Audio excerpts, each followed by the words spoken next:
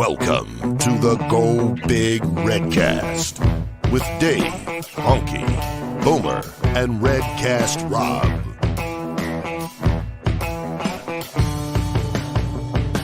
Welcome to the Go Big Redcast. I'm your host, Honky, and I'm with Redcast Rob. Well, I would just like to say that after a week of reflection, being back at home, away from Lincoln for the last 7 or 8 days, man, is it football season yet? I think I might be flying out to Ireland for that game because, man, I just need me some live football. Well, we're going to talk about some football here, Rob, and we have a wonderful guest that we're going to get to here in a minute. But first, let's go through our normal housekeeping. Next week, Monday, April 25th at 8:30, we're going to have special guest Damon Benning on. So, Redcasters, make sure to tune in for that. Of course, you can always go to hailvarsity.com/subscribe and use the promo code REDCAST, get $10 off for the year. We are starting up a new show, the Fan Forum, kind of a spinoff, where we're going to have 4 questions, one-on-one conversations with all kinds of Husker fans out there. So that's going to be fun. And then Smack and Smooch, our custom shirts and specialty items. Shane and Laura, give them a call. Use the QR code there, 308-325-2542. You can get all kinds of good gear. I'm wearing the Go Big Redcast shirt that I got from them just a couple weeks ago there. So, yeah, we're all wearing our gear. But tonight we have a very special guest, and he is a registered NFL PA member contract advisor since 1990. He's negotiated more than $500 million with a B dollars in contracts for more than 100 NFL athletes, from first and second round draft picks to second and third contracts for veterans. His Twitter description also says pro mindset coach, podcaster, and sports attorney. But to many Redcasters out there, you can just call him JoJo's dad.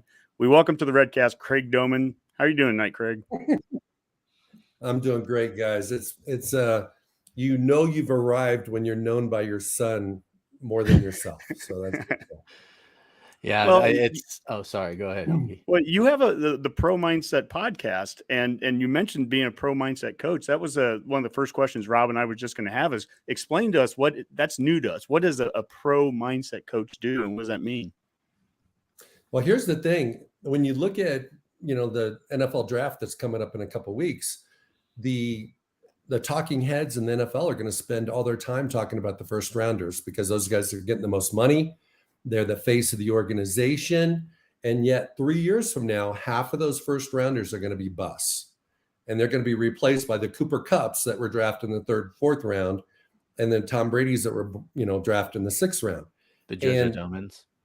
And hopefully JoJo Domann too. And so what I did was about, probably 5-6 years ago, I went on a little bit of a mission to try to figure out something the NFL teams haven't been able to figure out, which is why do some guys that get drafted first round bust, and why do some guys that don't even get drafted at all, they end up becoming Pro Bowlers? And they do all these tests, and I've had a front seat this year more than any year in my business of watching the scrutiny and the evaluation, just the thoroughness of the evaluation that NFL teams do with these players. Mm-hmm. And it's intense. I mean, they want to know everything about these guys, and yet they still mess up on draft weekend. And the question I have is why? How does that happen?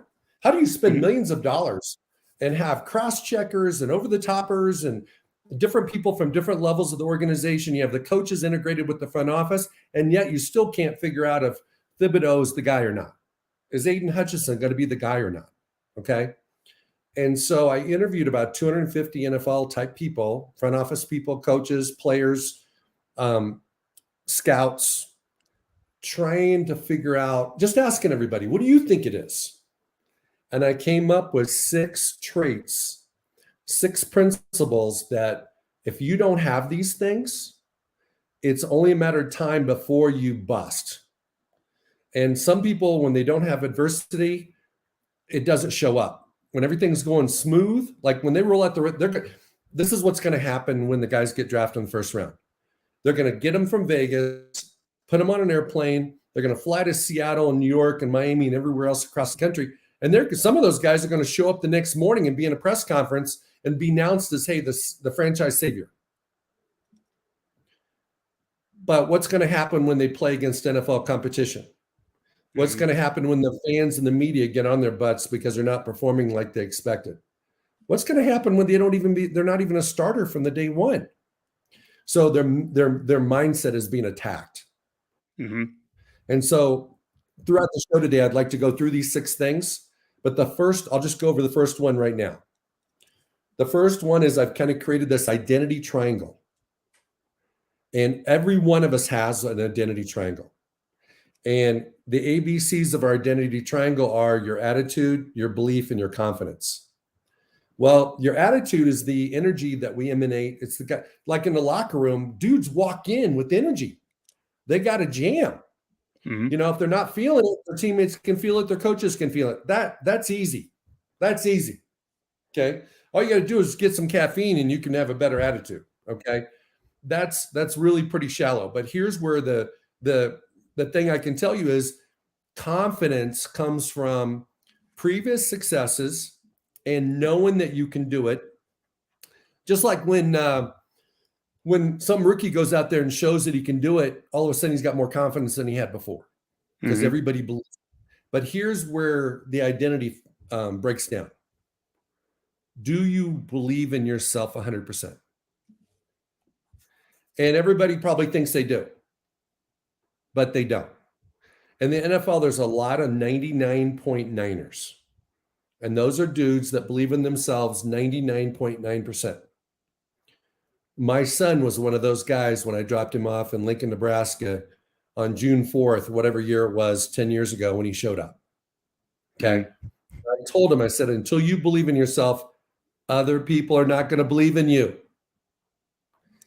And when you're a high school stud, you got everybody else talking for you. You got rivals talking for you. You got the media talking for you. What do you believe? And so when JoJo had those 2 ACL injuries, that's when he figured out who he was. That's when he figured out that if he didn't believe in himself, no one else was going to. That was a critical, pivotal moment in his life and his football career. And when he messed up his ACL the first time, he had a handful of coaches come over, a handful of teammates come over to the clinic the next morning, the night of. The second surgery, nobody showed up. Not one coach and not one teammate. And that was the year that Mike Riley was fired. And Scott Frost comes from UCF, and nobody from the coaching staff talks to JoJo for a couple months because he's damaged goods. Who wants to hang out with a guy that just had a second ACL surgery? I wouldn't want to. He's bad luck. So JoJo had an interview with Coach Frost after the spring game that he didn't participate in because he was rehabbing. And I said, hey, man, find out what you need to do. And JoJo calls me after that meeting with Frost, and Coach said, the meeting was like 30 seconds. He said, when you get healthy, we'll have something to talk about. Until you get healthy, we don't have anything to talk about. Well, that's not a condemnation on Coach Frost. Every single coach in America would have did the same thing. That's when you find out who you are. When I took him to the stadium after the second ACL and parked next to the statue of Tom Osborne and parked the car, came back, he hadn't moved. He was frozen. He had crutches. He was frozen. I'm like, bro, what's going on? He says, I can't move. So I went into the sports medicine department and said, hey, guys, we need a wheelchair. This guy's jacked up. You know what? It wasn't his body. It was his mind. That's why JoJo's turned into the man he's become, because he came from a very dark spot that a lot of people can't recover from. And so when you go back to identity, I don't care what NFL player you take, they're going to face similar situations. And a lot of them are not going to come out of those dark places. Well, I think, Craig, I guess here's a question from Jim in Minnesota, and I think you've answered it already. But JoJo came back successfully from 2 ACL injuries. What's the key, in your opinion, for young athletes to overcome repeated injury setbacks? We've had some other players on the team, the current team, that have had multiple injuries too. I mean, is it just the positive mindset there? Is that what got JoJo through it? I mean, how do you come back, especially that first one, how hard that is to come back, happens again? I mean, is it all the mindset basically at that point? I think it's about 90% mindset. And I think the other part of it is training. I think some of the guys that have non-contact injuries, both of JoJo's ACLs were non-contact. In fact, one of the staff members at the university sent me a video of JoJo's first ACL, and he was just running 3/4 speed, and he was running with the ones. He was playing safety, and it was just kind of like they were playing powder puff practice. And next thing you know, he hits the ground, rolls, grabs his knee, and he tore his ACL. And that was it. That was it. Nobody hit him. It wasn't anything electric about it. So to recover from that, I think number one is you need to evaluate your training and make sure that you don't have any compensation going on, that you're not favoring certain parts of your muscular structure, things that are over my head. Okay, I'm not a doctor, but it's understanding the biomechanics of your body and understanding, is there a reason that you're having these repeated injuries? And then the second thing is, it's all about your mindset. It's all about your belief in yourself. In fact, you guys, the energy you get from your viewers and your audience is a direct correlation of the energy you give them. So is that fair? I mean, Rob is all energy, man. Rob gives energy. So I am 5 cups of coffee, a couple of smoothies with some protein powder in it every single day about this time. So my wife can't figure out why I can't sleep till 11 o'clock and I can wake up. Craig, I love what you're saying here, though, and you're applying it towards the pros. You're applying it obviously as a pro mindset coach, but we're a college podcast here, and the same things that you're talking about the NFL. How many the resources to go and bring these guys in, guys bust. Well, that stuff happens all the time here at the college level too. JoJo, I think what he was a 3-star, right? He's not a 4-star. He wasn't a 5-star. Well, I've always had issue with star systems to begin with, number one, but we get 4 stars and 5 stars that bust out too. So what are some of the things, if you were talking to Coach Frost and the staff, if you were talking to college staffs instead of pro staffs, how do you apply your message instead of being a pro mindset coach to being a college mindset coach? Because I want less bust right now in Lincoln. I'm selfish Husker fan. How does it work at that level? Not only does it work at that level, but it works in corporations. It works everywhere. These things are universal principles. But with respect to an identity, a lot of people have conditional belief. That means so think about all the young men that show up at University of Nebraska to play football. Almost every one of them is the best athlete on the field in every game they play in their last year in high school. Now, if they go to Northwestern or one of those schools down in South Florida, there might be 22 guys going to college. But in most cases, they're the dude. So what happens is when they show up at Memorial Stadium and they go out, they show up in the weight room, they show up in the Hawks Center, they find out everybody else is good too. So then they start wondering, they got their heads spinning. Hey, maybe I'm not as good as I thought I was. Maybe this guy's better than me. Maybe the thing that the coaches promised me when I came here isn't going to come true. So they're dealing with all these. It's basically the song that we sing to ourselves. It's the story we tell ourselves. We don't know the story that a young man's going to be telling himself when he shows up in Lincoln, Nebraska. And the reason why is because the circumstances are different than what they were in high school. And so kind of moving forward to answer your question, I would want to know the level of passion they have for the game. A lot of guys want to be recruited. That's why on Twitter they say, hey, I'm blessed to have another D1 offer from so-and-so university. That's the world they're living in, not in the weight room, not working with the speed coach, not working with the position coach, not learning more about the X's and O's of ball. They're Mhm. becoming social media stars. So And what NIL allows you to be in a perpetual series of being recruited anymore. I mean, now you can, no in bullshit. It transfer doesn't, portal, you could be recruited for 4 years. it never ends. And And all the I'm player's curious. going to do is go have a blockbuster freshman year and walk into the head coach and say, "Hey, I'm thinking about hitting the portal." And bada boom, they're calling the collective guy and saying, "Hey, do you got some more cash for this guy? We got to keep this guy." Well, technically, they're not calling So him because they can't have any association with the collective in the state of Nebraska.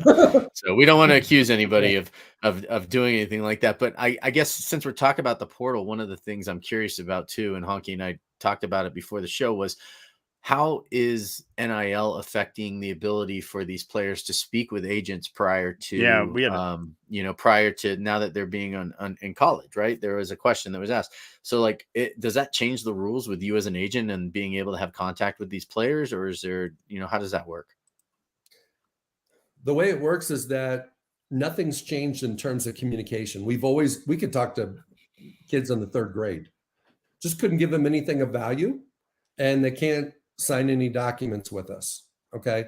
So those rules haven't changed, but here's what has changed. Now parents and players want to talk to people in our business because we have contacts with marketing companies that can put money in their pockets. Okay.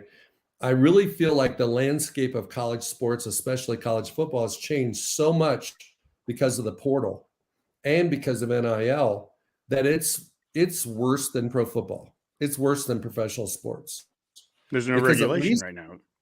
there's no regulation, there's no governing bodies that have promulgated rules that go, "Hey, bro, this is what you can do and this is what you can't do."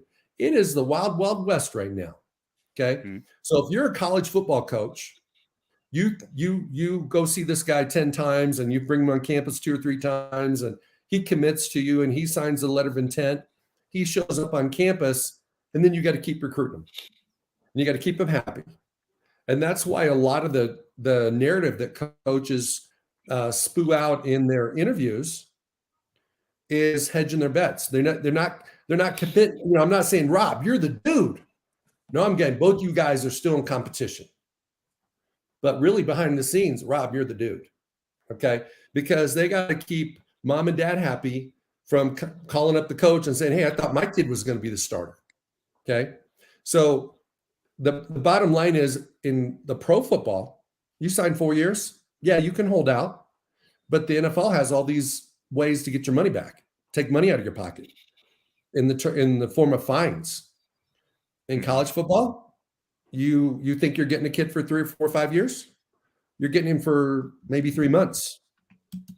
Mhm. Yeah, and the transfer portal gives them the free, at least the one free transfer, so you can be gone at any point before you even had a chance to play.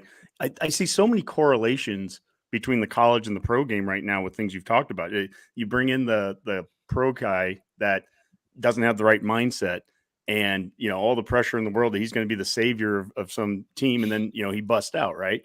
Well, right now we have the same thing with transfer portals. We're bringing in a kid that, whatever it is, quarterback, you name the position, this is going to be the savior, right? Well, what if he's not? Or what if he still needs to compete, right? He still needs to win the position. There's other guys that want that spot too. If it was a year ago and we brought in the top hybrid safety outside linebacker in the transfer portal to come here, JoJo's not just going to sit there and go, "Oh, well, you're the top guy in the portal. Here's the position." No, he's going to that's his spot. You're not going to take that from me, right? And I mean that's where we're at with every position right now, every group. But you see the same things. It's the same phrases that college fans say that pro fans say when it comes down to this guy's going to be the savior. This guy's going to come in and fix it. This guy is that. And I'm believing in this mindset thing because if you don't have the right mindset coming into this, if you don't understand what Nebraska is like from the fishbowl, if you're a player that hasn't been in an environment like Nebraska, which is different from other schools, I mean, you're already behind the 8 ball before you even put on the pads for the first time. Well, and I guess I'm sorry, I No, don't you mean to go. interrupt, but I guess the one of the questions that I wanted to ask you too is, as an NFL agent, and raising a son, right, who is playing college sports and has, obviously, as any other college athlete has, has dreams of the pros, right? We have a quick clip that we want to show you a little bit of the JoJo interview, right? And you can hear it, but I want to know, what is that like for you coaching, and after the clip you can answer, but what's it like for you coaching, or not coaching, but being the father of a kid that has NFL talent, and, and how it maybe has changed your view as an agent overall just this last year. So let's watch that clip.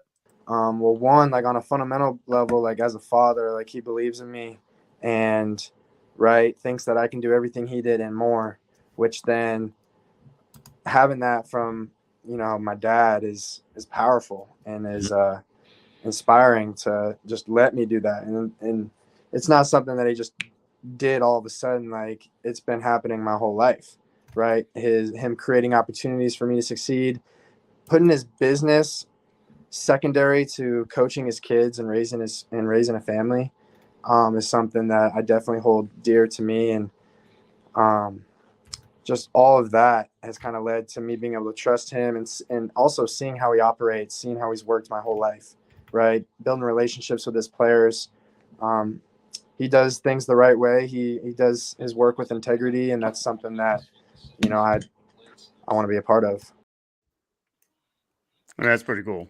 Yeah, I mean, if you're not tearing up, I am a little bit watching that, because I have 4 kids of my own, right? And they all make me proud in different ways, constantly, every single day. So tell me what that's like for you right now. I mean, next week is a huge week, right? Like, tell me about what it's like to get to this point for you, what it's like being at this point right now, and what's it going to be like for you next week when you guys are waiting for that phone to ring. Well, first, I want to say that it doesn't matter if your kids play football or sports or not.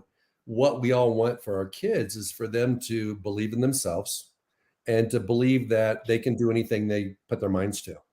It doesn't matter if it's business or medicine, it doesn't matter. And so my wife and I have always had this philosophy that we've kind of stolen it from the Manning brothers. We have 3 kids. All 3 can be successful. And I think what happens too often, and I see this from the agent viewpoint, everybody puts that player on a pedestal, and the family revolves around that kid, and it distorts the family. It creates dysfunction. So what we've done is we've told all 3 of our kids from when they were knee high, all of you guys can achieve your dreams. All you guys go for it. Failure is a good thing. If it doesn't happen, you got no regrets. You move on to the next chapter of your life. So with sports, I didn't live through my kids in sports. I coached them, but I treated everybody else's kids the same, because I didn't want to play daddy ball. Okay. Daddy ball is you make your kid the quarterback, you make your kid the point guard, and everybody else revolves around your kid. Where with JoJo, he's a very talented kid when he was 7, 8, 9, 10. If you saw some of the videos that he's, my wife videotaped most of his games, they're insane. He was crazy, spinning and just the stuff. He looked more athletic then than he does now. But anyway, I made him play right tackle. I made him play center. He played nose guard. He played everywhere. He played receiver and didn't get the ball thrown to him. Okay. Because I wanted him to learn football and also be a team player. I did the same thing for his brother. So with this parenting thing, I would say the biggest thing that moms and dads should do is support your children's dreams. Let them decide how far they want to go in those dreams, but don't live through their dreams, because it's got to be their dream. So when you look at identity, let's go back to identity. Anybody that their belief in themselves is a surrogate identity, it's because dad believes in them or mama believes in them, they will only go so far. They have to believe in themselves. Okay. And then in terms of watching JoJo and Brock and my daughter Riley develop in their different disciplines, we were just supportive. I was very open with JoJo about, hey, when you go to play big time football, it's not going to be what you think it's going to be. It's going to be a lot harder than you thought it was going to be. It's going to be different than what everybody thinks it's going to be. When you go to the rivals camps and you go on these recruiting visits, it's pretty cool. They do roll out the red carpet, but they roll in the red carpet. They roll it up when you show up after you've signed your letter of intent. So what does that look like? Does a senior want you to take his job when you're a freshman? Absolutely not. So there's going to be guys in the locker room that are not even going to be for you, even though they're your teammates. Not because they don't like you, but because they like themselves more. That's a very normal dynamic in every locker room in the country. So basically, all I did was kind of share with my kids, especially in JoJo's case, hey, this is what it's like. Well, guess what? We're driving around in a car. I'm taking them to soccer practice, taking them to hoops practice, and I get a call from a client or get a call from a GM. And something happened. I would take every one of those situations and turn it into a teaching moment with my kid. Excuse me. So if a kid, was not a hard worker and it backfired on him, I was like, hey, you know what? He got what he deserved because he didn't put in the work. So whether it comes with off the field transgressions or certain things that happen on the field, it gave me an opportunity to coach up JoJo. So when he did face that adversity, he wasn't shocked. It wasn't the first time. A lot of my best clients have overcome the most adversity. Mm. And then in terms of just kind of like wrapping this up, next week is a culmination of really the family success, the fact that everybody's for everybody. Yes, JoJo's the person has the opportunity to be drafted, but it's really high tide rises all boats. We got a high tide going on here. The JoJo's success is a reflection of his mom. JoJo's success is a reflection of his sister and his brother. And so it's not just him doing it by himself and us putting him on a pedestal and going, oh my God, you got all this talent or all this whatever. No, it's all of us working together. So what I'm going to do next week is I'm just going to enjoy the process. I never anticipated I'd have a kid in that situation, but I know too much. Do you have other clients as well that are kind of waiting to be drafted as well this I have year? I have a couple other clients, one from University of Illinois and one from Colorado. Okay. And they were both coach referrals. I only recruited one other kid this year, but he actually was a Husker. But anyway, 51 after he declared. Cam. Okay. Are you representing him or no? I am not. I think the young man's going to have a terrific career. Oh man, he is a fantastic player, maybe a better person than he is a player, and he's got what the NFL's looking for. Leadership, athleticism. He's a tough SOB. So he's got a shot to be. Who knows what's going to happen to that young man? He could be a Pro Bowler multiple years before it's all over. And that's an interesting story because that's a kid that comes here as a tight end. Wasn't going to be a center, and then they made that move. And I remember when they switched him to center, it's kind of like out of left field, like, whoa, but it was that foresight. And you see that a lot now with what they're doing when they're bringing in kids and they get their hand size and their feet size and how big can this kid grow and how, when you're projecting them out like that, to project Cam to be what he's become, the best thing that he can do for Nebraska right now is go out there in the pros and just kill it for, a number of years. I have a question with JoJo here because you've talked about, the adversity, and certainly in his case, 2 ACLs, that's a ton of adversity by itself. Coaching changes. I was talking to a former player the other day about what it was like having a different coach. And one guy almost left where, just because his position coach left. Did that ever come across? Did JoJo ever say, gosh, I want to leave, somewhere around 2017 is all that transition's going on. Is he calling you up saying, I want to come home, or is it, I'm going to battle through this and I'm going to come out better at the end? What was his mindset at that time? Well, I think in all the conversations we had leading up to him going to Nebraska, I basically said, this is your deal. This is 100% on you. Whatever happens, whether you become a starter or you become a scrub or you end up losing your scholarship because you're not good enough to play, it's 100% on you. You will get out of this what you put into it. And so I didn't allow him to have anybody to blame for his circumstances or his success but him. And so when he faced adversity, he never called once, ever, and said, hey, I'm thinking about transferring. Maybe I should get out of here. This coach doesn't like me. This is, they're bringing in all, you had like, I don't know, 5 or 6 position coaches during the term that he was there. Mm-hmm. Never once. He has, I mean, almost to my amazement, he's been committed to Nebraska the whole time. And after his 5th year, I was even thinking as an agent, maybe you should think about moving on. They weren't, the program's been in a little bit of a funk. It's like, maybe you should explore options. I call him up and said, you want me to explore options? Because I know people. And he says, no, I'm good here. I'm good. I'm staying here. I'm going to finish this thing. So he's almost been blindly loyal to Nebraska his whole time there.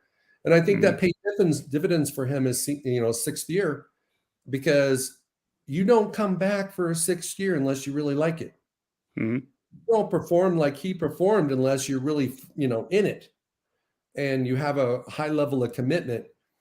And even despite the fact he wasn't a captain, he was a leader. Oh my gosh. I think of that Ohio State game, and he's got it was his hand, right? Do you have like a club on his hand? And the performance he put out there and what ended up being his last game. But I mean, how many players wouldn't have even played that game? The performance he put on there, the toughness that he showed up with. I mean, it's easy to become that crowd favorite and fan favorite. And, I know last year he had a podcast that was a very popular podcast with Husker Online. And, he's a charismatic kid, but that kind of toughness and everything that he showed in that game, at the biggest stage against the best team on the schedule. I mean, that's something I'll always remember about him. And he did that time and time again through his career. So, Craig, what I guess, and I'm going to ask the next question here because it's actually coming from someone's asking, are there any teams specifically that you guys are talking to right now about JoJo? I mean, kind of what that process is like. Because when I asked JoJo that, he said he had pretty much talked to everybody. There was maybe 3 or 4 teams that he mentioned that seemed to have a little bit more interest. Is that narrowing down? Is that expanding? Like, I'll tell you, and just a real quick, tell him you're a Raiders fan, please. Tell him you're a Raiders fan. Actually, Rob. no, I wasn't going to bring that up, but since you did, I'm a Raiders fan. I would love to see JoJo as a Raider. Could you imagine him playing like with Max Crosby and Chandler Jones? I mean, seriously. I mean, those 2 guys alone right there are just gonna show that kid exactly what it's like to be an NFL player. But that's not my question. Okay. What I was curious about was the other day I was watching NFL Network, and there was just this quick thing going on in the morning. They were talking about some of the players in the draft, and they were kind of doing a quick roundtable. And they said, okay, a player that nobody's talking about. Anybody here have one player that nobody's talking about that 5-6 years down the road, you're going to see them still on NFL rosters making an impact. And one of the people there, and I wasn't even really paying attention, and all of a sudden I heard one of the people there said JoJo Domann from Nebraska. He's going to go in the later rounds, 4th, 5th, 6th round. And, but I see him being one of those players that's still on the roster down there. And it blew my mind because, as a Nebraska fan, obviously we see this sort of thing and we believe that because we see the way that he's performed, the heart he puts into every single play he's on the field. Right. But, I wish I was looking for that clip everywhere that I could find it. I can't find it anywhere, but I'm curious. So what are you guys hearing about him for next week? Is there a specific, team or teams that are really looking to like pick him up that you see interest from? Well, here's the thing about JoJo. Because he played really, really well against some of the best teams his last season at Nebraska. The fact that he went to the Senior Bowl and interviewed with all 32 teams, he went to the Combine and met with a bunch of teams in Indianapolis. The mystery's gone. The fact that he had his own podcast and he's got a lot of media materials out there when they put their interns to work to, hey, see if you can find some dirt on this kid, see what kind of background he has. There's no secrets on that kid. It's all out there, right? Mm-hmm. He is who he is. He stands for what he stands for. All those types of things. And so a majority of the process the last couple of weeks is on the people that are fitting into one of three categories. Either you're considering them for the first round, or you're hoping other people think you're considering them for the first round. So it's more of a smokescreen. You have people that have questionable off the field history, and you want to look them eyeball to eyeball, get them on the board. You've heard they're slow learners. You've heard they don't care about something. They're electric on the field, but man, you want to fight. You want to determine for yourself. So the only way you can do that is by flying them in for a top 30 visit and going to eyeball with them. And then the third type of guy is typically a guy that might have an injury and they want a lingering injury, like the Jamison Williams kid for his ACL late in the year. You bring a kid like that in so your doctors can get a last minute, get their hands on him and give you basically a medical opinion about the condition of that player. Okay. JoJo doesn't fit in any of those three. So JoJo right now could go in the third round. He could go in the no round. I expect him to be drafted, but there's probably a 5 or 10% chance he doesn't. There's also probably a 5 or 10% chance he gets drafted in the middle of the third round. I didn't say 90%, I said 5 or 10. And for him to get drafted at the highest level, some things have to line up. On draft day, he's got to be on their board at a position where he's attractive to them. They have to have a vision for him. Not everybody's going to have a vision for JoJo. He's not your prototypical, he doesn't fit in a box. Okay. He's a sub-package cover linebacker. That's what he is. He's a 4-core special teams guy. He's a leader. He's going to come in there and he's going to, if he does what he's always done, he's going to turn that sub-package cover linebacker role into a 3-down linebacker. That's what he's going to do. Mm-hmm. But they're not going to give him that shot at the beginning because he doesn't have the prototypical size for that. And he doesn't have the experience of doing that at Nebraska, where he's playing in the box, taking on offensive guards with 34-inch arms that are 6'5". So the team, if a team that sees him like that and then wants him, and they get somebody else in the third round that's available, JoJo slides. Might be a 4th rounder. That doesn't happen in the 4th round. He could be a 5th rounder, and we could keep going. And so at some point in time, probably in the 6th round, somebody's just going to say, what the hell? I'm just going to take this kid. Makes too many plays. Okay. So maybe his floor is 6th round, but realistically, his floor is undrafted. Okay. There's guys that were projected to go the 1st round back in September. They're not going to get drafted this next week. Just the way the business works. So in terms of teams, I can't name a team because he's had so much contact with multiple teams that teams don't typically call you up and go, bro, we're taking your guy with the 116th pick. Doesn't happen. I see that. I see that. That's not going to happen that way. Yeah. And here's why, because teams generally have about 120 to 150 guys on their board. There was 343 young men that went, there it is right there. So it's 343 young men or so that went to the combine this year, and less than half are on their draft boards. And the bottom line is there's probably 5 or 10 teams where JoJo's not even on their draft board because he doesn't fit what they're looking for. But they're not going to tell us that. Okay. And so guess how many teams he can play for at a time? One. Yeah. One. Yeah. So, hopefully it's in Las Vegas. Yeah. It's a wonderful, wonderful stadium. He can take his money, go up the strip and go gamble it away. One of the things we showed the video earlier of JoJo talking about you with Rob there when they did a lunch cast a couple weeks ago. I want to show a video, and it's part of the video series that you guys have done on YouTube. And it's you coaching him up and you talking with him. And I really like the relationship from father to son and son to father here. But this is something that you gave him a call, I think, before one of the things that he was doing with the NFL. Hey, JoJo, it's Dad. Hey, man, I'm leaving practice number 1 to go pick up Mama. Come back and watch you practice. I just wanted to let you know this is a game of energy management.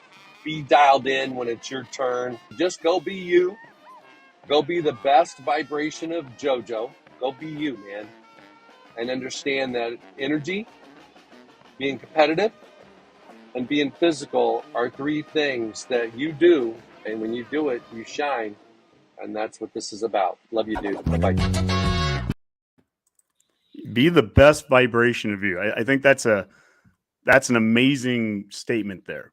We have a question from one of the viewers, Brad, and he says, would you have any advice on how kids transitioning from high school to college can work on their motor? From your point of view, how does a guy make that mental switch? I mean, everything you just said to JoJo there in that phone call, it's be the best vibration. It's literally just do the things you already have done. You don't have to do anything out of that norm. Be the best you. I mean, what advice do you have to those kids? Basically, would it be the same thing that you just told JoJo? Well, here's what I would tell you is that anybody that doesn't have a motor, maybe doesn't give the effort that they're capable of, maybe they're blessed with some God-given ability, and yet it's not showing up in domination on the field or on the court. Most of the time, it's a reflection of their passion. So what I would love to know is, why does the kid play what he plays? Because he may not be playing for him. He may be playing for others. Mm-hmm. And that's a tough pill to swallow from a parent perspective, but it's a truth. And so when there's an alignment between what you do and what you love, the motor's going all the time. Okay. You guys are working at 10 o'clock at night on a Tuesday night because you love what you do. And you will be working once you shut down your show. Everybody else is going to bed and you're still going to be doing stuff to prep your show, right? Because you obviously love what you do. So there's nothing wrong with a young man or young woman not being a soccer player, not being a football player. Where is their passion? And I think that's where it's at. And I think the other part of it is, as parents, we can there's unintended consequences to all of our comments. How many times have you said something to your wife and she took it the wrong way? Or how many times do you say stuff to your kids and the same thing? You got to be real mindful of how you communicate, the words you use, and the expectations you have about your kids' performance. If they start feeling like my parents love me because I'm performing, kids will intuitively almost sandbag to see what the parents do. See how they respond. Love me. Yeah, I coached youth football for 15 years, and you could always tell. I mean, within minutes, you could tell if that kid wanted to be out there, if he's playing, if it's his dad that is living vicariously through the kid, whatever it is, you could always see that. And whether the kid is, and we're not talking motor, we're not talking talent, we're not talking any of that. We're just talking the want to. Coach Frost has said it from the day one that he's been here. He said at the first coaches clinic that I went to, we want kids that love football. That was a big thing. Love football. Mickey Joseph has come in and said the same thing, and he's coaching the receivers. And we've had a guy, one of our best athletes, one of the best talented guys on the team. Right now, he's not on the team, basically kind of walking away, just doesn't have that love right now for it. He may come back, he may not. I don't know any of the specifics there, but it's that especially at this level, college and now at the pros, it is so hard. It is it is so hard to be great at that if you don't love it, I don't know how you're waking up at 5:30 in the morning and doing the things that players are asked to do. Rob lives in Greeley, and we had Kevin Williams, who is a transfer from Northern Colorado. He was going to playing there last in year. Greeley, yeah, in Greeley. And he's talking about being up at 5:30 in the morning outdoors because they don't have an indoor facility to do this stuff. And they're outdoors at 5:30 on February 1st, doing all the things outside. If you don't love football, how do you wake up and do that? Because everyone wants the 90-degree, 75,000 people in the stands Saturdays. That's great. I mean, that's fun. Who wouldn't want to be that player? But it's all the things that you have to do that are behind the scenes when nobody else is watching, and all your friends who aren't playing football aren't doing it. I mean, those are the moments. That's the stuff that makes you the great player. But you got to be willing to do it. JoJo said that when we were off air, I think, Rob, before you started recording, and he was just talking about like the food that he's eating right now. He's like, hey, you put away the ice cream. You put away these things that, he said that on the show. He said, put did away he the say ice that? cream, stop eating the nachos, Yeah. like all that. One of the, and I played soccer in high school. I was a pretty decent soccer player, played briefly at the next level. Bragger. And I ran track too. And I still now, even now to this day, keep a photo of me receiving the most improved on the track team award. And the reason I keep this picture is not because of what I was receiving, because I keep it because Jeff Stanley was my coach, right? And he used to yell at me. My nickname from him was Brain Dead. He said I ran like my brain was turned off. I never listened to a word he said. But every day before every race, he'd walk up and he'd say, "How you feeling today?" And I'd say, "I'm going to win." And he would always give me words, and they've stuck with me forever. And you can ask any one of my kids, any one of my 4 children, well, not the 2-year-old yet, but you could ask them, what is Dad's motto in life? And it's, don't tell me what you're going to do. Show me what you can do. Right. And I have taken that from Jeff, and my dad was my coach growing up. And, we didn't always see eye to eye with everything going, but he was always there, always supportive, to tell me the good and the bad. But Coach Stanley, for whatever reason, just those words, I mean, it didn't matter. It didn't matter every race. And I always made sure to, say it to him. He'd say, "How you feeling today?" I say, "I'm going to win." And I didn't always win, but he always said to me, "Don't tell me what you're going to do. Show me what you can do."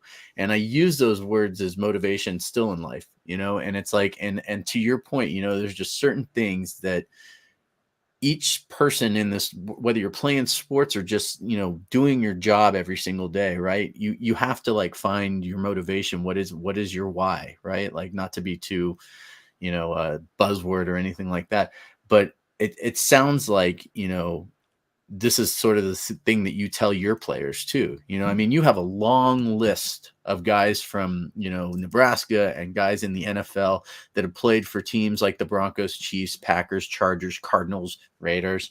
Even you were even Scott Frost's agent when he was on the Jets. Am I right? Like, I mean, and this list of players that you have, Mike Minter on there, you've got Chris Dishman, Steve Warren, Eric Stokes. I mean, these are all guys that I think about, I know the names. And I think about Steve Warren. There's a guy that's turned around, and now he has a Warren Academy out there in Omaha, and he's working with kids. Didn't last summer, him and Ben Stilley, did they do like a kids camp one day? I think they're not allowed to be they're not allowed to be the pros though. They just have to be there and help coach the kids. They can't be the pros yet. Sure. I remember him saying that. It's that love of that sport, and to want to turn around and coach the next generation too. I just think that's actually Honky. That's a great segue and a great way for this gentleman to sell it. It's your camp, right? Isn't it your football we've had camp? a pro football camp in Colorado Springs for 17 years. And so It was my opportunity to bring my clients in, spend a week with them, kind of see where their headspace was going into training camp, and talk about their goals. So we would get together and talk goal setting. And yes, the camp was going on, little kids were being coached and things like that. But for me, from the agent perspective, it was precious to have that opportunity to talk to my guys. And right before camp is a pivotal time for these guys, because baby mama's going like, "Hey, you got the honey-do list a mile long before you go to training camp, and you disappear for 5 months." Okay. And then the dude's thinking, "Man, I want to get all the fun things I want to do done before I go get locked up in training camp, and I can't do any of this fun stuff anymore." So these guys are in almost a twisted state of mind because they're trying to figure out, how do I go from being all this freedom during the off season to now I'm going to training camp where you're doing football 24/7. Okay. And our football camp was just a median for that. And we still do it. JoJo's going to be our featured pro this year, and we'll bring in some other guys, 8 or 10 other players. But last summer, because of NIL and because we do this camp, we know the blueprint. Ben Stilley and JoJo did a camp in Lincoln for one day, had 151 kids show up on 2 weeks' notice. And it was a wonderful opportunity for the community. It was great for the kids. It was great for Ben and JoJo to be able to, hey, invite your teammates to come and help out and be a leader, be a spokesperson, and make a difference in a young man's life that looks up to you. Some of these guys are 7, 8, 10 years old, and they want to be where you're at. Don't take that lightly. You have that's the best thing about sports, especially pro sports, but in college football too. You have an opportunity to make a difference in other people's lives. So what's the name of your camp, in case any of our listeners may be interested in maybe sending their kids there, like myself? I have a son who's about to start high school. It's pro football camp Pro football camp. Yeah, it's in Colorado Springs. In Colorado Springs for young boys and girls. We have girls that come too. And when is that? This year you'd have to ask Teddy, but I think it's like July 12th, 13th, 14th, right in there. For those of you listening, Teddy is actually Craig is Teddy's husband, just like JoJo said. And I've had many conversations with your wife before the interview with JoJo and before the interview with you, and I'm sure I'll talk to her after this too. And I can't tell you, there's not a more pleasant woman in this world to talk to you about all this, because I can tell she's like the center of your guys' universe. Like she's the glue holding all this together. And I'm not just saying that to be nice. Like she really has a handle on what all of you guys are doing. She's telling me about all the little things you guys are doing with your days, here and there, and how, she's running rampant. So I don't know, maybe if you want to talk a little bit about her and how she's holding stuff together and as a marketing rep too, because it's actually really interesting the way that you've developed your family to not only raise a family, but you've turned your whole family almost into like a business model, to where you guys get to spend the optimal time together. And I think that's awesome, and something that Redcasters would want to hear about. Well, when I first met Teddy and we got married, her second or third job was working in sports. And so I was finishing up law school, and she was living in Washington, D.C., running the McDonald's All-American High School basketball game. So I met Shaquille O'Neal when he was 17. And he was wearing like size 22 or 23 shoes, and he didn't have shoes that fit. And we're all scrambling, trying to help on finding shoes. Gave me an opportunity to hang out with John Wooden. I picked him up at the airport, brought him to the game because he was one of the ambassadors for the game. And so met Grant Hill. Teddy did White House tours before 9/11, when everything was kind of shut down, with Grant Hill and all these guys that are very prominent former NBA guys. The Fab Five guys were people that we knew. Sean Bradley, the 7'6" kid from BYU. Yep. Oh yeah, can't forget him. And then Teddy went from there to work at McDonald's Corporation and was a global sports director. So JoJo learned to walk in Paris. We lived in Paris in '98 for 6 weeks during World Cup soccer. And JoJo went to a World Cup soccer game before he was 2 years old. And I negotiated Scott Frost's contract from Paris that summer. Okay. That's a great tie-in, by the way. Good job. And it's crazy. So like at 9 o'clock at night, when it's like 7 in the morning in New York, I'm having a conversation with the Jets. And so Teddy's always been like she's been a sports lady her whole life. And so when the boys wanted to do things, my daughter went from sports to entertainment, theater, performance. She's kind of been the driving force. I wouldn't say kind of, she has been the driving force to encourage, nurture and foster an environment where everybody can go chase their dream. And so I mentioned that earlier, but the nucleus of that is Teddy. She's the one that, when I'm running around and flying all over the place and dealing with the pros, she was the one that was like the coach for our kids. And so a lot of the positive attributes our kids have come directly from her. That's great. I'm not gonna lie, she may have prompted me a little bit to mention something like that, but we recently had a show where we had 6 women that are all Husker fans. They're big, prominent on Twitter, out there, everything. And we had them come on and talk about it. The Huskers, we called them. Yeah. And, so we like to make sure that all of these dudes out there listening to the show, and all of our women too, know that, the saying is true: behind every good man is a better woman. Right. So it's, and that's something that we believe in, especially when it comes to the family model and everything. I have one story, or I don't know, it's not really a question, I guess, but when I was back in the day when I was doing the coaching, I was also like an athletic director for our league, and we were trying to get more kids to come out early. And so I was working at the local cable station. I get Matt Davison to come over and do a TV ad promoting kids coming out. Well, he was roommates at that time with Scott Frost. And that same day that he came out and did the TV ad with us, Frost was getting one of his last year's contracts. Like, well, I think it might have been the last one he ever did. But like Matt was explaining how, and I don't think this way. I'm not in the pros, obviously, but he's like, Scott has to have so many more games to get to the pension.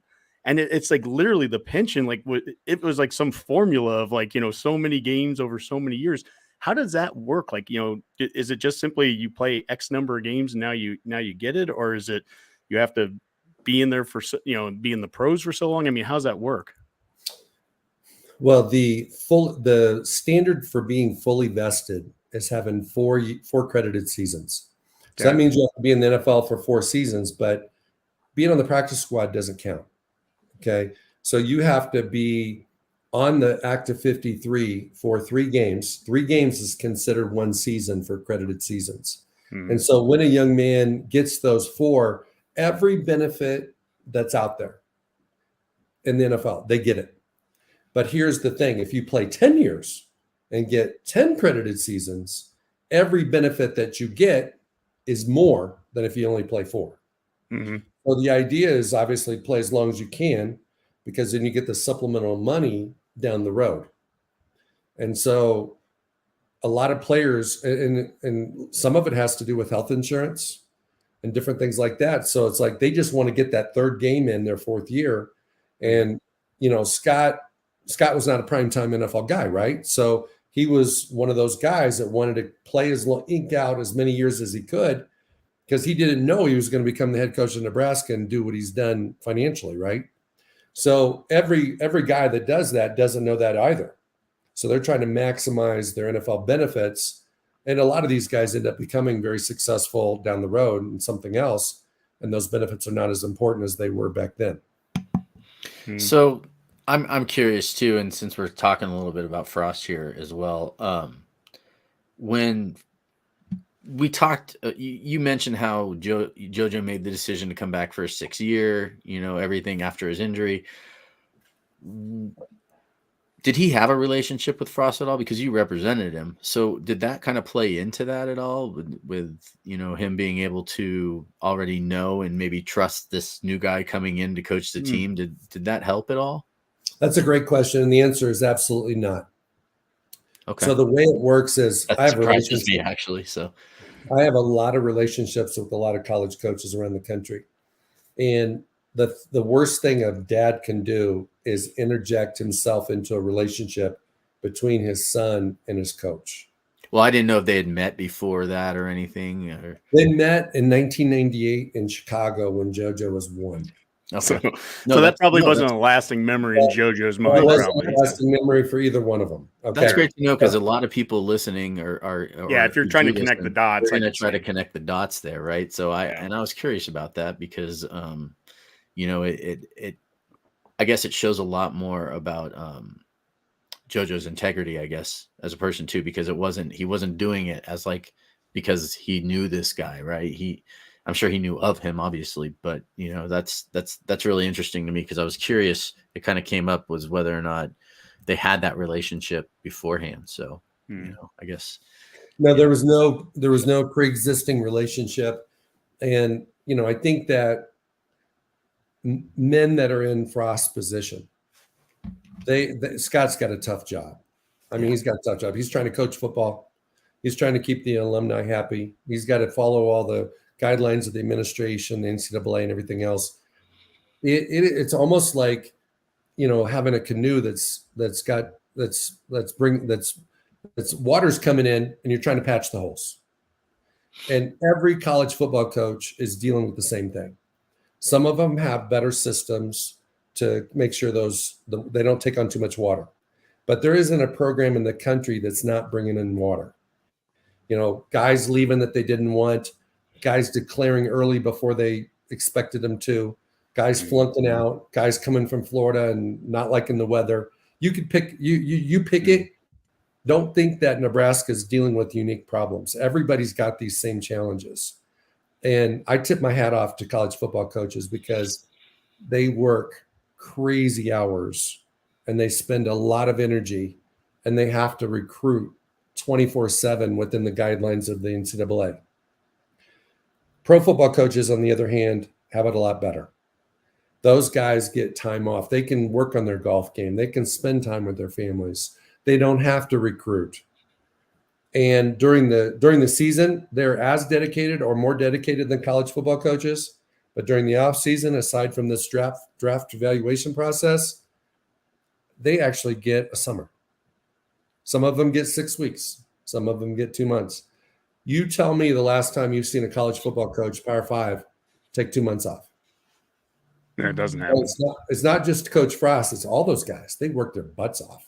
Yeah. And to your point, I mean, I think I just read something the other day with Alabama had 22, 23 guys have gone into the transfer portal.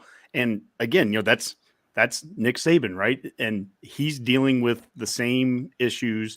And what we always say on this show is whether we like the transfer portal or whether we like NIL or not is a moot point. It is what it is right now. And the successful coaches are going to be the ones that navigate this better than the ones that don't, and Nebraska has a history and has had a history of doing well at the things that they can control. I mean, back in the day, it was strength and conditioning and nutrition and doing things, when other schools weren't. And right now, as fans, and that's all we are, we're just fans. What I hope is that we can be the best at NIL and that we can be the best at transfer portals.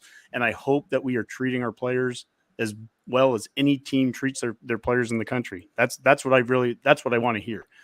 It was a little strange to hear about, you mentioned after JoJo's second knee injury to kind of be off on an island a little bit. I hate to hear that. I mean, that's not what I want to hear. We have guys injured right now.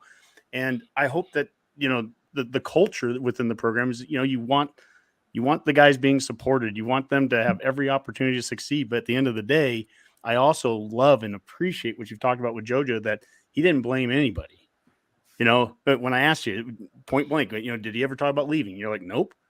He didn't blame the injuries. He didn't blame the issues on anyone else. He stuck it out. He worked harder. Adversity made him better. And that's the thing that when Rob hears those things on NFL Network that, hey, that JoJo kid might be the guy that's playing 6 years from now, 7 years from now, 8 years from now.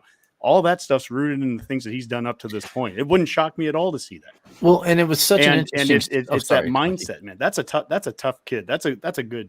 I just love it. It was such an interesting story too, because I actually heard that story before from Teddy when I was driving out to Lincoln. Her and I were having a conversation, and I had 7-hour drive, and I got her on the phone to talk to her a little bit about setting up your interview and a couple other things. And she was telling me the story, and I told her I was going to get a tour of Memorial Stadium.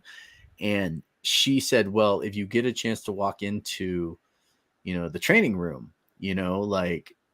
just picture this, it's like these tables are right up by the front door. That's where, our son is sitting there. We're standing there with him. One of his best friends just walked right by him, didn't even look him in the eye. And she said that. So I'm standing there and I'm talking with our friend Tyler Kai, who's, the associate athletic director there. And I'm telling him this story while we're standing there looking at it. And I'm like, it's just so weird that yesterday, which was the day before when I was driving out, I'm hearing the story and I'm trying to imagine what that'd be like. And now I'm standing in the training room next to the table where JoJo was sitting, picturing all this, thinking my God, this is I kind of don't want to be in this room anymore, because it's it's got this connotation to it now where it's almost like this is not where you want to be as a football player in this program. You don't want to be. And it's one of those moments, Rob, it's one of those moments too, where those are the moments that us fans don't get to see. Yeah. We get to see the kid out there and 70,000 people cheering and 90-degree weather in September and making the big catch or the big interception. We don't see the things that you have as parents have seen, you as an agent that you've seen. You get to see a lot of those other moments that aren't always as pleasurable and fun for the guys. But one of the things, Craig, every time we do this, it's this is going to be a 25-minute, 30-minute show, probably tops. And then, we'll let you go. And here we are, an hour and 4 minutes. And that's pretty standard. Oh, my goodness. Holy Yeah. cow. Yeah. Wow. So wait, I have one last question that somebody's asked, and I thought this was a good one, and you can laugh a little bit about it. Is it the Jerry Maguire? Yeah, there we you got go. Brad Richards, and he says, and this can be our last question, then we can Yep. let you go too. Brad Richards says, Jerry Maguire, truth or not so much about how the industry operates? I would say, hey, Jerry Maguire is it shows the transparency of the industry. It is very cutthroat. And, it's like, it's a game of what have you done for me lately? I feel like the same thing college football coaches feel like. If you're not showing enough love to a young man, you know what? He's gonna go in a different direction. It's a balancing act to keep all these guys happy. And so what I've learned to do is I'm not focused on their happiness. What I focus on is being the guy that tells them the truth, that it can help them maximize their career, maximize their money, maximize their success. So when this bad boy is all over and the curtain, shuts on their career, they've got the most money in the bank. Hopefully they've got great health. They've got fantastic relationships, and they have opportunities to springboard to their future. And so with Jerry Maguire, it is absolutely true, but you wouldn't expect it to be really any other way. And I'd like to wrap this up by saying a couple things, okay, if I can. No, please. One is that I'm going to go back to something we talked about earlier, because I think there's so many parents out there that love their kids so bad that they want their young men or young boys or young girls to have the experience of playing college sports or playing pro sports. And I think the thing that they've got to do is understand that one of the best things they can do is just push them out of the plane without a parachute. Let them figure it out. Okay. What we do is most of us are helicopter parents, want to make sure our kids are doing the right thing, being on the right team, being at the right place, being seen by the right people, all these things. And that's not what pro sports is about. That's not what Power 5 Division 1 football is about, because it's never going to be perfect. And you can't save your kids once they get to that point. So the best way you can train your kids to be ready for that primetime college football is by letting them figure it out when they're in the 7th grade and 9th grade. Because if they don't figure it out then, they're going to be that guy that hits the portal. They're going to be that guy that calls home that says, hey, I don't really like the coaches as much as I thought I would. I don't really want to play football. And you don't have the fans have no idea what really is going on, because the reality of it is every NFL team does this and every Power 5 school does this. They create a narrative. Is the narrative reality? Maybe a little bit, but not 100%. So can you believe anything that, and I say this respectfully, can you believe anything that comes out of a coach's mouth? And the answer is some of it, but not all of it, because they can't tell you the truth. The fans can't handle the truth. The locker room can't handle the truth. So they create narratives. And in pro football, that's the way it is. And they say, hey, whatever. And it's like, we had to let him go. The second thing I wanted to hit on was something that video that you showed that I recorded by driving my car in Mobile, Alabama. Mm-hmm. My father had died the night before, so my headspace was crazy. JoJo was going into his first practice. I went to the first practice just to kind of check it out, to see the other team. And what every person, man or woman, wants to do is they want to please their parents. There really isn't a kid out there that doesn't want to please their parents. So if you have a people pleaser kid, they're miserable, because they're trying to figure out, do I do this for dad, or do I do it for me, or should I do this or that? So what I constantly do with my kids is I let it be about them. That's why I said in that video, be the best vibration of you. You get to decide what that is. You're not playing it for me. So one thing that I've done like the last 3 years for all my kids is when they have some big moment, and in football, it's a game, I record a video that's anywhere from 30 seconds to 2 minutes. And I text it to them. So like every single game JoJo played at Nebraska, at least the last 3 years, he had a dad video in his mailbox before he showed up at the stadium. home game, away game. And I would basically take the vibe that I was getting from the program and get the vibe from him. And I tried to release stress, basically eliminate pressure. Because when young men are trying to go out there to do something more than they are, and they're trying to carry the success of the team on their shoulders, and they're trying to, they think they're defined by their wins and losses, they usually fail. But if you give them permission to go be the best version of them, and that you're going to love them, win, lose, or draw, and that, be an example for the younger guys when you're an older guy, be a leader if that's your role on the team, do your job, do what the coaches ask you to do. Most of the time, it's going to turn out okay. And so that's what I do with my kids. My kid that's at Louisville, I do the same thing. It's just like, man, there's only so many things an athlete can control. So let's focus on the ones you can and let somebody else worry about the other ones. Man, Craig, we need to have you on every week. I just feel better. I feel more uplifted right now. I'm not kidding, Rob. You know what? I'm gonna come visit you down in Colorado Springs and buy you lunch in a few weeks, man. Come on down. Yeah, I you know what? I'll text Teddy. I actually will be in the Springs here coming up in the near future, so maybe we can touch base or something when I'm down there, because I'd love to just meet you guys in person. I may also. Craig, I would love to have you back on the show too, just because I kind of thought this might just be a draft talk tonight, which, to be quite honest, is not really that interesting to me. I'm not a big NFL draft guy, right? This is so much different. I understand what the pro mindset coach means now that we talked about at the very beginning. I understand better what that means after talking with you. And these kind of messages, I think so much with Husker, especially kids that come and play in Nebraska that aren't from Nebraska originally, that really don't know the fishbowl that it is. I can only imagine the amount of pressure on those kids. And then, now you lose a game. Last year that had to be tough on the defense a year ago. You're playing so well. You're holding Michigan State to 13 yards in the second half, and you're losing the game. You did you did everything as well as you could. And then do you feel the pressure? Is it on social media? Is it, we try to play our little tiny role that this podcast can do, is we try to be a positive voice on social media. We try to bring out positives on the show, even when the losses are happening. We're not happy, but of course we know the players aren't either. And we just don't want to pile onto that. But I can only imagine what it's like to be in that locker room, and you're giving it your all. You're showing up at 5:30. You're in that training room getting taped up. I mean, you're giving it everything. And it just, for whatever reason, isn't showing up in the W column. But I don't know. I mean, those are the lessons in life that all those guys that JoJo played with last year, I mean, it's going to make them better in the long run. But this has been a lot of fun. I really appreciate you coming on. Yeah.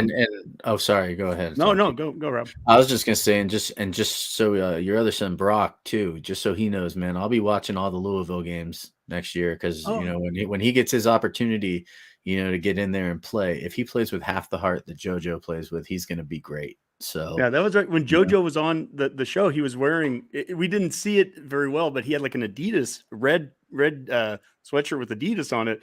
But he pointed the camera down. He's like, "Yeah, it's a Cardinal thing." Was it the next day? Was their spring game? He was going out to see him maybe. Well, here I want to say one more thing, because it just popped in my head. Okay. Is that you guys have a tremendous amount of influence, for all your audience. And it's like, we got to build people up. We got to make people feel good.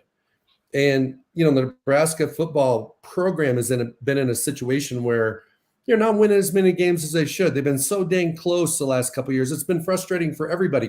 Do you not think it's frustrating for the kids and the players? Do you not think it's frustrating for the coaches? It probably affects their marriages, affects their relationships with their neighbors and their kids. Okay. So what we have to do is understand that the scoreboard is important. And it really is. That's why they keep score. But improvement and development and influence and impact are also important. And I think that, as the NIL programs develop, yes, it's about money, but it's also an opportunity for these student athletes to make an impact on young kids that are trying to decide between being a video guy and playing video games all day, or maybe I should go shoot baskets in the driveway so I'm a better shooter. It's like they have a chance to make a difference in young people's lives that look up to them. And yes, I would love for these guys to go 10-2 this year, but if they don't, it's okay. They're going 15-0. They're going. Rob is 15-0 guy. Well, as is tradition on the Redcast, we do parting shots at the end, and we always allow our guests to do the final parting shot. So I'm going to go around to Rob and then to you. I'm actually going to give I have one. And today, Tony Watson, former Husker baseball player, he announced his retirement after 11 MLB seasons. And there's a great example of a player, a pro player that, everyone would like to have that kind of career. But we just want to give our congrats to him and happy retirement to Tony Watson. That's a hell of a career there to have. And he showed Husker baseball well at the pro level. So pro Big Red. Rob. Well, I wasn't really sure what my parting shot was going to be, but I think I do now. And that is, if you're not going to go into every day being the best version of you, and you didn't take that message away from this show tonight, and you're not sharing this show with at least 5 of your friends, telling them this has nothing to do with the Huskers, this is like a life podcast, this is the Go Big Redcast first life coaching podcast, you're missing out. Because quite frankly, I mean, all I know is that tomorrow when I'm out there and I'm playing around a golf with a couple of my buddies, I'm going to go out there and be the best version of me. And I'll probably be the best vibration of you, Rob. That's right. I'm going to be and I'm going to probably still shoot 30 over par. That's all right. And Craig, take us out of here. Okay. I'm just going to say this. Everybody defines athletes by how much money they make and how many strikeouts they have or touchdowns or whatever the case may be. I think what we have to do is redefine, especially when it's a family member or a friend. This next couple of weeks for JoJo, this is just icing on the cake. Whether he's a third rounder, fifth rounder, seventh rounder, or no rounder, this is a wonderful opportunity for him. It's a wonderful opportunity for our family just to say, hey, let's go see what you can do. And then when you look at what happens on draft day, it's like a commencement. Everybody thinks in high school, when you go to commencement, you're finished. The word commencement means begin. Mm-hmm. So JoJo's beginning his adult life outside of college in the NFL. That's his first job. So he's going to have to take it. He's going to have to be on his P's and Q's to take care of his business. But whether he plays 2 weeks or 10 years, he's going to be successful in our family's eyes. And all these athletes that are going through this process, even if they're quote unquote busts because they're first rounders, they're going to learn life lessons that are going to help them be successful after football. Amen. Man, I could go another hour. I honestly could. Craig, thank you so much. Like I said, it would be great to have you on again.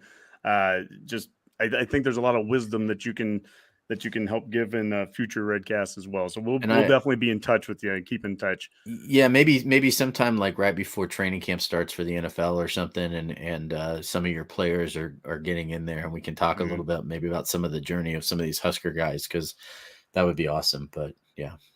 All right. Well, Rob, you need to bring your kids down to a football camp. I will. And I'll talk to Teddy about it. July. Great. We need to do a show in July where we're in the same room. Yeah, and we could do that. You're in Nebraska, and do a show in July. Let's do it. I love it.